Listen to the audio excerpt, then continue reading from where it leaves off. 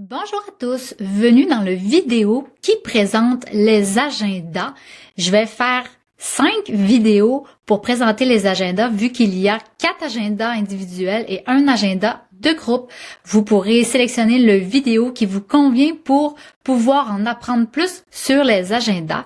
Alors, je commence ici, c'est une garderie fictive, aucune donnée n'est réelle. Alors, pour aller dans un agenda individuel, vous pouvez cliquer sur l'enfant en question de votre groupe.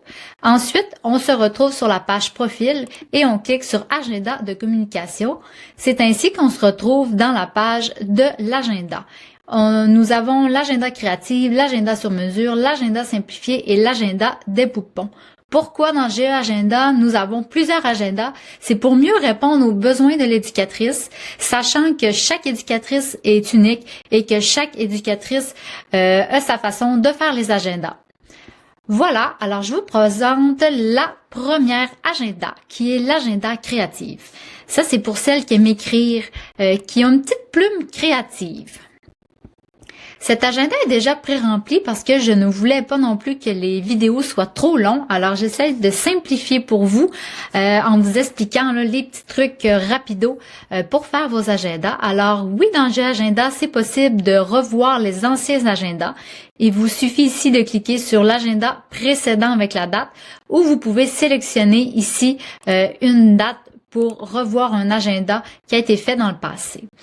Ce qui est important de comprendre, c'est que chaque section, si elle est remplie, le parent va le voir et si elle n'est pas remplie, le parent ne le verra pas apparaître de son côté. Alors, pas de stress. Si ça vous tente pas de remplir une section, vous n'êtes pas obligé. Et ça, c'est pour tous les agendas de GeoAgenda. Deuxième petit truc, c'est le logo ici. Quand vous voyez ce logo de copier-coller sur une carte, ça veut dire que ce que vous allez marquer, identifier dans le premier agenda de la journée va se copier-coller dans tous les autres agendas des enfants du même groupe. Pas de la garderie, du même groupe. Si vous voulez modifier par la suite un champ ou quelque chose dans un autre agenda, vous allez pouvoir le faire sans que ça impacte les autres agendas. Alors, ici, les activités sont classées selon les sphères du développement. Ça permet de mieux comprendre ce que chaque jeu apporte à l'enfant. Même une activité simple comme un casse-tête aide à développer des habiletés cognitives comme la réflexion, la mémoire et la résolution de problèmes. Cela permet aussi aux éducatrices de planifier des activités variées afin de soutenir le développement global de chaque enfant. Ainsi, le jeu devient un véritable outil d'apprentissage. Fait que c'est pour ça que GeoAgenda, dans tous les agendas, vous allez voir, les activités sont classées selon les 4 sphères de développement.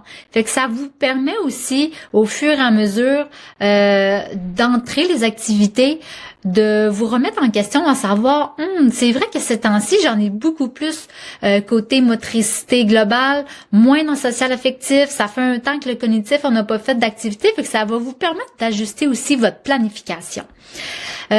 Ici, dans les champs de texte, ils sont tous corrigeables à l'aide de la baguette de correction. Fait que vous pouvez faire corriger votre texte. Je vais vous montrer tantôt. Ça va pas changer le sens. C'est vraiment un correcteur orthographique. Vous pouvez y aller ici par énumération. Comme ça, tout simplement, écrire les activités que vous avez faites. Vous pouvez y aller sous forme de texte aussi. C'est comme ça vous convient.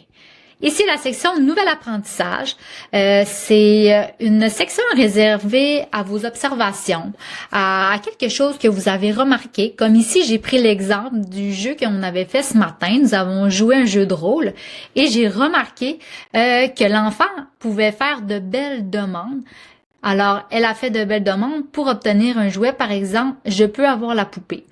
Cette petite observation-là, super intéressante, partagée aux parents. Les parents aiment ça, savoir qu'est-ce que leur enfant fait de nouveau, qu'est-ce qu'ils ont appris. Et vous, en même temps, ça vous permet de les ajouter à vos observations. Alors, vous cliquez sur le bouton et vous cliquez sur Social affectif.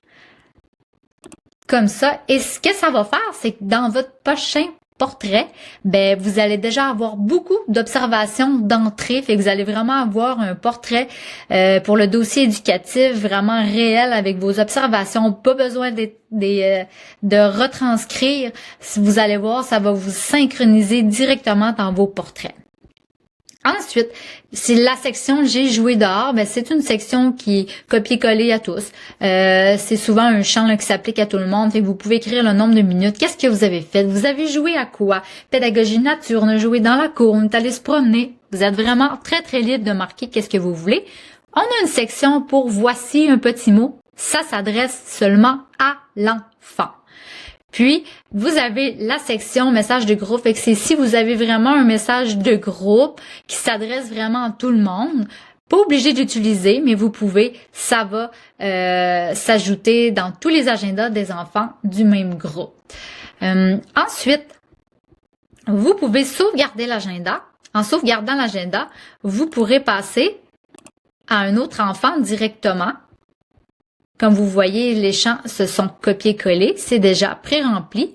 Alors, il reste pas grand-chose à faire nécessairement non plus sur individuellement. Fait que c'est vraiment une option très pratique et vous pouvez envoyer votre agenda quand ça vous convient. Fait que vous pouvez facilement les remplir avant tout le monde. Ici, je vais vous montrer la visualisation d'un parent. Qu'est-ce qu'il voit lui de son côté? Alors voilà un agenda final. On a la photo de l'enfant. C'est vraiment trop cute. Avec le nom, ça indique quelle éducatrice a fait l'agenda, envoyé à telle heure, telle date. Ici, ben les activités qui sont classées, hein, c'est la vue parent. Fait que c'est vraiment très, très joli. Puis pour un parent, voir les activités classées selon les sphères de développement, ça permet aussi de mieux comprendre ce que son enfant a appris à la garderie. Le parent, il réalise que le jeu sert aussi à développer des habiletés importantes. Ça les rassure aussi. Le parent, il voit que les activités qui sont choisies, ben ça soutient vraiment le développement global de leurs enfants. Et pour ceux qui n'accordent pas vraiment beaucoup d'importance à cela, ben ça fait en sorte que tranquillement pas vite, ben ça apporte de l'importance. Et ça prouve aussi que même si nos enfants font des jeux libres, ben ils développent aussi beaucoup en même temps.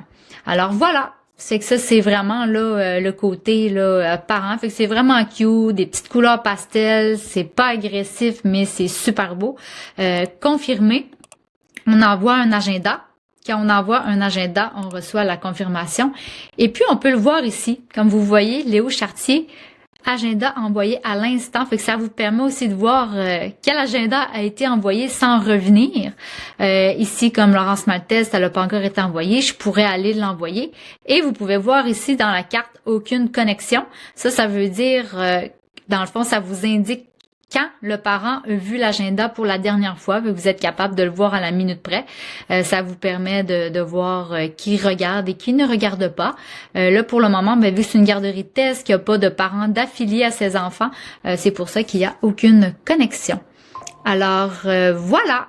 Et puis, le prochain vidéo, ça sera pour l'agenda sur mesure.